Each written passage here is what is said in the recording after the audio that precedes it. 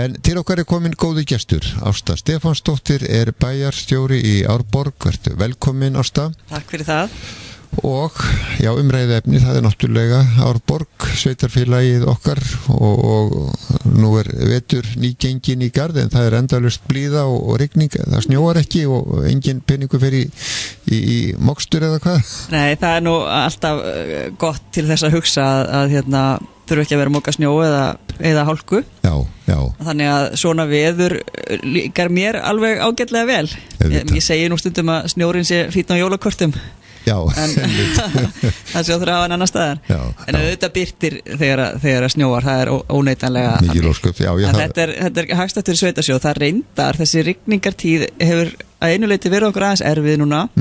Því að við ætluðum að malbika fossiðina og ástéttina á Eyrarbakka. Það var margir tekið eftir því hvernig stendur á þessu. Þetta er búin að vera svona löngu búið að fræsa allt upp og verktækin bara býður eftir því að komast í að malbika, en það er ekki hægt að gera það á meðan að þornar ekki á veginum. Nei. Þannig að þetta nú, og svo vonar maður sko að þegar nú loksins þornar að þá verður ekki svo mikið frost að það verður ekki hægt að gera þetta. Akkurat. En þetta er svona svolítið óvinnilegt. Við höfum oft náð að nota þennan árstíma í svona verkefni. En svona samfelldar rigningar eru svolítið erfið eftir að standa í svona verkefni. Þetta búið að vera óvenju vætusamt þetta. Ég heyrði einhvers staðar að veðurfræðingur sagði að í október mánuði að 31 degi hefði rignt í 30. Já, ég trúi því vel.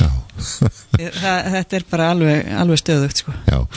Það náttúrulega alltaf fulli hjá ykkur í sveitarstjórninni, í bæjarstjórninni segi ég, í gerð fjárhags áætlunar. Hvernig miðar því máli? Því miðar ágætlega og við vonumst þess að geta tekið fjárhagsáætlun til svo kallara fyrri umræðu í næstu viku á bæjarstjórnarfundi. Já.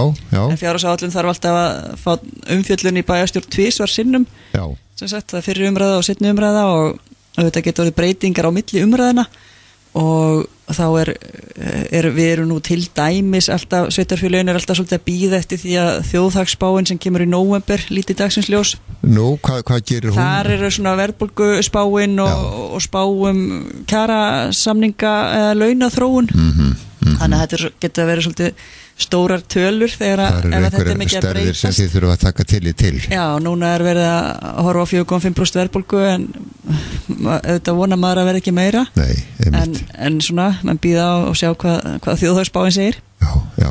En þessi vinna gengur ágætlega hjá okkur. Þetta er alltaf svolítið búslu, þetta er alltaf basl. Þetta er nú 10. árið, ég var að rekna það saman á það. Þetta er 10. árið sem ég í þessari fjárhagsáætlunarvinnu og þetta er alltaf sama baslið. Já. Það er það. Já. Og maður stundum heldur maður nú sé bara allt koma að beinu brautina en þetta er náttúrulega bara svo lifandi. Já. Og bara til dæmis kjarasamningarnir sem voru gerðir í fyrra haust undir lok sumars í fyrra við BHM og KÍ. Þeir höfðu mikinn kostnaðarauka í för með sér og núna til dæmis staðan svo að það eru nánast allir kjarasamningar lausir þessar myndir. Það eru sérst Ég hætti að vera búið að semja við nánast alla ekki hjá sveitafélagunum sko. KÍ-samningarnir prófið fyrra þeir gilda áfram og það kennarafélagi sko. Og það er nýbúið bara í þessari viku að vera að semja við skólastjóra en það eru í raun allir aðrir samningar lausir en samningar þeirra auðvitað standa yfir á fullum krafti og þetta var kannski svolítið verið að bíða eftir þessum samningum sem var verið að gera SFR og svo var beðið eftir kjaradómi, það er alltaf verið að bíða eftir einhverju sko. En ég held að BSB-félög þau eru nú áfullu í samningaviðræðum, við erum nú með formann Foss vinna upp í ráðu sem að sér það, hann er að fara á samningafundi þannig að það er heilmikið að gerast í þessu og vonandi koma bara niðurstöðu fljótlega því að þetta er allt stærðir sem skipta miklu máli fyrir fjárhagsáætlun. Hversu stór hluti launakostnaður í útgjöldum til dæmis Árborgar? Það er svona 60%. Já, það er ekki þannig, já. Þannig að það er auðvitað bara langstærstur hlutin sem er bundin í launum og svo er auðvitað fjármagnskostnaður og svo er eitthvað smáeis eftir í vöru og þjónustukaup þannig að þetta er nú svolítið fjármagnskostnaður, það eru vaxtagreiðslur og afborganir þannig að þegar að kemur að því að sem við erum auðvitað alltaf að gera að biðja stjórnendur að fara yfir hjá sér og skera niður og spara þá er nú oft ekkert svo mikið sem þeir hafa sem eitthvað sveigjanleika. Nei. Launin eru náttúrulega stór hluti þau eru föst, þau eru bundin, já. Mikið auðvitað sko ýmis þjónusta sveitafélagi lögbundin og önnur ekki. Já. En þessi lögbundna þjónusta bara eins og skólinn til dæmis, þetta stór hluti af rekstrinum og þar kannski það ekkit auðvelt að hagræða mikið meiri því heldur en búið að gera. Nei. En alltaf þessi krafan og sett á stjórnendur og þeir sitja sveittir við það að finna út úr þessu og alltaf auðvitað koma einhverjar hugmyndir og auðvitað snýst þetta svolítið það að veita jafn miklu og góða þjónustu bara fyrir færri krónur. Já. Þá bara að finna leiðir til þess. Það bara að finna leiðir til einhverja töfraformúl. Já, menn eru ótrúlega naskir og geta oft hagrætt miklu og það auðvitað Sveitarfélagið Árborg í þeirri stöðu að við erum með útsvarstekjur sveitarfélagsins eru undir landsmeðaltali. Þá er það að því að kaup bara laun eru lægri. Já. Við erum auðvitað við erum ekki útgerðarbær. Nei. Augljóslega. Nei. Það hérna mikið þjónustustörfum sem eru kannski ekki hæst launuðu störfin. Svo náttúrulega mikið opinberum störfum. Ekkert endilega mjög hátt launuð en það svona kannski ákveðin stabilitet í því. Það ekki mikla sveiflur þannig að það svona kostur líka. Þannig að meðal útsvarið hérna lágt. Já. Undir landsmeðaltali og það þýðir bara það að við þurfum að nota hverja krónu betur og getum kannski ekki leyft okkur það sem að sveitarfélög geta sem að eru með talsvert herri tekjur Nei. og ég skoðaði nú bara að ganni að hérna, ef maður horfir skatt tekjur sveitarfélaga, semst útsvarið fastegna skattin og það sem kemur úr jöfnunarsjóði sem gildi skatta. Já.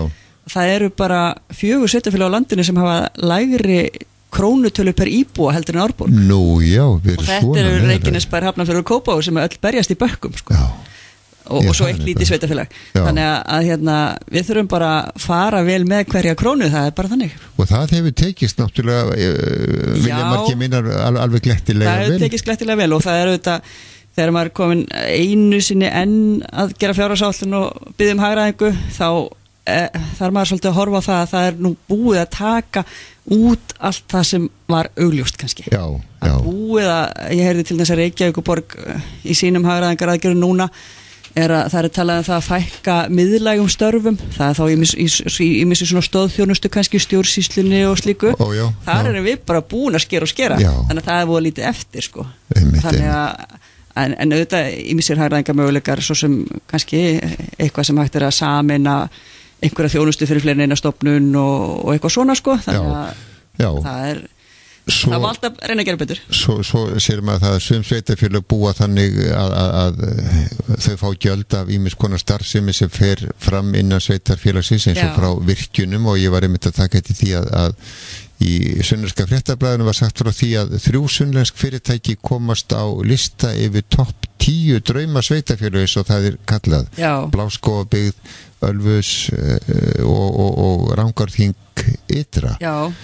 Hvernig er þetta og hvað er til dæmis Árborg á svona lista drauma sveitarfélagsins? Árborg er einhvers staðar í 20. og eitthvað sæti, ég man það nú ekki alveg nákvæmlega hvort það er 20. og 25. Já, af hvað 50? Það eru 74 sveitarfélög í landinu. Aha, já. Þetta er svona formúla sem að menn tímarætti vísbending sem reiknar út drauma sveitarfélagi og þeir eru ákveðna formúlu þar sem eru að horfa á hver er útsvarsprósentan, hvernig er íbúafjölgunin og ýmsar stærðir úr rekstrinum sem menn taka saman og þessi sveitafélag sem þú nefndir ánægilegt að 3 sveitafélag á Suðurlandi skuli komast á þennan stað. Jú, mikið róskap. Hver ástæðan þetta er nú kannski ekki virkjana sveitarfélögin Jú, kannski, eins og Rangárþing ytra, þeir eiga einhverjar virkjanir á sínu sveið og eins Ölfus náttúrulega, þar er hellisveiðin. Já, það er rétt. Og svo Bláskógabyggðin kannski með sumabústaðatekjur einhverjar fasteina skattaða þannig. Árborg hefur ekki neina svona virkjanatekjur eða svona sérstaka fasteigna skatta ekki þannig að það telji neitt sem neinu munar. Við reyndar erum í því núna eins og mjög mörg sveitafélög við erum svolítið að kempa þetta gistisystem. Það er að segja að það eru mjög margir farnir að leigja út frá sér annarkvort með heimagistingu leigja húsin sín eða íbúður eða sumarhús undir ferðamenn og þetta er starfsemi sem að ásamkvæmt lögum að fara í sama fasteignaskattsþrep og bara annar atvinnurekstur sem þá allt annað skattþrepa heldur en íbúðarhúsnæði. Íbúðarhúsnæði það er verið að borga 0,3% af fasteignamati í fasteignaskatt en í atvinnuhúsnæði 1,65%. Það munar miklum upphæðum. Við höfum svona, byrjuðum á því svolítið fyrra að kempa þetta og þurfum stöðugt að vera að fara yfir þetta því að það fjölgar alltaf. Já, við finnum marga. Þetta er auðvitað auglýst allt saman mjög rækilega, þannig að maður fer bara inn á vefinn og skoða hvað er þetta að bóka sér í gistingu, sko. Og þetta sitja nú allir sveitarstjórar við í tímanum en þetta er auðvitað að skila tekjum til sveitafélagsins og auðvitað er við þetta líka svona sinna því að það sé ákveð jafnræði í gjaldtöku að þessi rekstur þarf auðvitað svolítið að sitja allir við sama borð, sko, hvað það varðar. Þannig að það er svona skylda sveitafélagana að fara yfir þetta.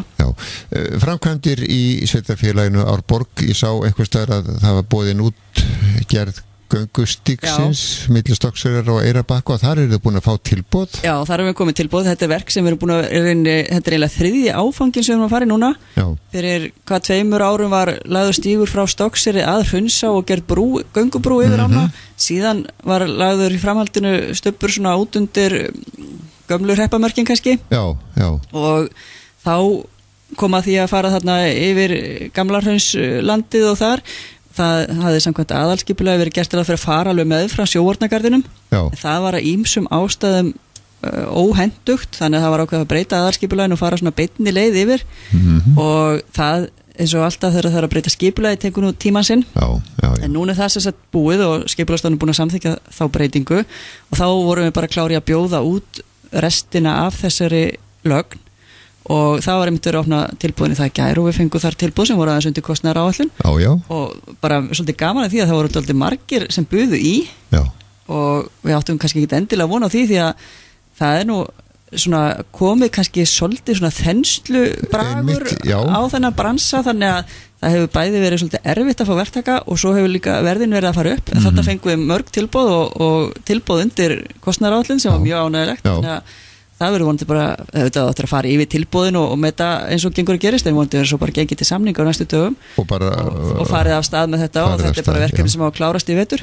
Það sé lagningsmalar stíks þarna á milli og þá er komin gönguleið alla leið og síðan auðvitað stefnum við að því að leggja á þetta malbygg með tíð og tíma. Þessi hluti sem við erum farið núna hann þarf reyndar svona aðeins að taka sig, þetta þarf að fá að síga og svona áður en að verður gengi frá endalegri lögn, sko. Er þetta dýr spotti? Þetta er einhvers staðar svona 18-20 milljónir sem er eftir, sko. Og alltaf sé ekki annað eins sem er búið að fara í nú þegar, sko, þessar hluta sem eru búnir. Og svo þá eitthvað töluvert sem myndi það kosta að malbygga. Svo kostar þetta töluvert að malbygga, það er dýr þáttur í þessu. En þetta er sko sá hluti stígsins sem er þegar komin þó hann sé ekki malbyggar, hann er mjög mikið notaður bara útivistar, göngur og svona þannig að ég veit að Eyrbygging og Stokkseyringar er að skondra þarna á milli þá sé ekki komið malbygg. Nákvæmlega. Eins það veit ég líka margir renna hýru auga til stígsins sem lagður verður samhliða rafstrengnum niður flóan. Niður flóan, það er rétt og þar er maður er nú aðeins verið að vorkenna að lendi þessari óbúslega rigningatíð í þessu verki því þetta hefur hreinlega verið eins og drullumall en þeir eru nú langt komnir með strenglögnina þeir eru eftir að vinna meira í þessu og það er eftir að leggja þarna þessa stíga sem að koma þetta eru svona viðhaldsslóðar sem við fáum að nota sem undirlag fyrir göngustíg og þetta bara malar stígur til að byrja með en svo kemur að því að það verður hægt að leggja yfir þetta. Þá verður gaman. Eru ástæð önnur verkefni í farvatninu á komandi ári sem að væri gaman að nefna? Það er svo sem sko það sem er búið að ákveða nú þegar og er í gangi það verður kláruð þessi stekkun við Sunnuleggjaskóla og tekinni notkun fullu á næsta ári. Þegar við buðum það út á sínum tíma þá höfðum við það opið í útboðsskilmálum hvort að við myndum láta klára efri hæðina árun 2016 eða taka hann í notkun 2016 og 2017. Við ætlum svona að sjá að því að nefnda fjölgunin hún varð svo mikil og við við sem ekki alveg hvort að það er alveg stöðugt sko. Og svo kom bara ljósa að það er alveg stöðugt þannig að það er ekki þetta að býða með þetta í 2017 að klára þetta þannig að við erum að ganga frá samningu í áverkum bara að þeir halda bara beint áfram með það verkefni og klára og tökum við þetta í notkun næsta haust og þetta er semst verkefni sem við búið að festa við erum náttúrulega svo hamingjusum að vera búin að klára sundlegar við bygginguna. Akkurat, þar tókst nú vel til finnst mörgum. Og svo erum við samhliða fjárhagsáætlunni að vinna fjárfestingaáætlun sem verður þá bara birt í næstu viku. Þannig að það er nú kannski ekki ábyrgt að fara að telja eitthvað upp úr henni, en það er ljóst að við munum draga svolítið saman í framkvæmdum. Þessi bæði viðbyggingu við Sunnulækjarskóla og við Sundhöllina, þetta eru gríðarlega kostnaðarsamar framkvæmdir svona þegar saman er tekið og við þurfum aðeins að hæja okkur til þess að halda okkur, ná okkur niður fyrir skuldaviðmiðið og halda okkur bara þar en við verðum samt í að er alltaf heilmikið sem að gerast og það er þannig núna hjá okkur að við sjáum að hitaveitan kallar á svolítið framkvæmdir. Nú var heldur betur tekið á því í Tryggvagötunni, ég mitt í sambandi við sundlegu bygginguna og þar kannski kom í ljósa að það þurfti eða var verið farið margt. Já, við vitum að lagnir í götum eru víða illa farnar. Þetta var allt myndað eftir jarðskjálftann, allar fráveitulagnir og við vitum að víða eru lagnir illa farnar og við höfum verið til þess að taka Kirkjuveginn, búið að taka svolítið kabla þar og það þarf að klára það. Það er ekki búið að taka Kirkjuveginn alla leið en það eru, og í þessum gömlu hverfum eru þessar steiftu fráveitulagnir illa farnar. Þetta er náttúrulega búið að hristast sundur og saman nokkru sinnum í jarðskjálftum og það er ekki það er ekki gott. Þannig að þetta er eilíðarverkefni má segja. En sko það sem að hitaveitan þarf kannski að fara að huga að núna það er meiri vatnsöflun. Já, er komið að því að það er komið að því enn eina ferðina að vera vanta vatn. Eða svona, við þurfum alltaf að eiga nóg. Já, nú eru verið að byggja í Árborg. Já, það er bara heilmikið verið að byggja og ég nú í skipulags- og byggingarnefnd og við á hverjum fundi erum við að gefa byggingarleyfi og það er mjög mikið verið að byggja bæði í hverfunum hérna suður af í Gráhellulandinu og Dísastaðalandinu og svo held ég að það sé nú jáfnvel að fara eitthvað að stað meira í Hagalandinu. Þannig að það er verið að byggja mikið íbúðarhúsnæði. Það er alltaf minna kannski verið að byggja iðnaðarhúsnæði og slíku en það er svona, ýmsir eru nú að hugsa sér til hreyfings, það er til dæmis búið að gefa byggingarleyfi fyrir stekkun á hótelinu og vonandi fer það bara af stað og svona ýmislegt í farvatninu kannski sem að hérna, en það er mikið byggt að íbúðarhúsnæði. Hvernig standa mál gagvart miðbænum? Þar eru mál enn í fullri vinnslu og Bjartsýni er ríkjandi? Já, Bjartsýni er ríkjandi þar og við hefum nú fund með aðstandendum þar eitthvað í næstu viku svona að heyra hvernig staðan er og hérna vonandi bara skýrist þetta svona á næstu vikum hvort að þetta verður ekki örugglega. Ég vil að trúa því, það er hérna eins og segi, Bjartsýni bara ríkjandi Þannig að bæjarstjórinn í Árborg er bara léttur og lítið björtum augum. Já, það er ekkert annað. Nei, nákvæmlega. Ásta Stefánsdóttir, bestu þakki fyrir að koma hingað til okkar og segja okkur frá þessu öllu saman. Takk fyrir. Takk.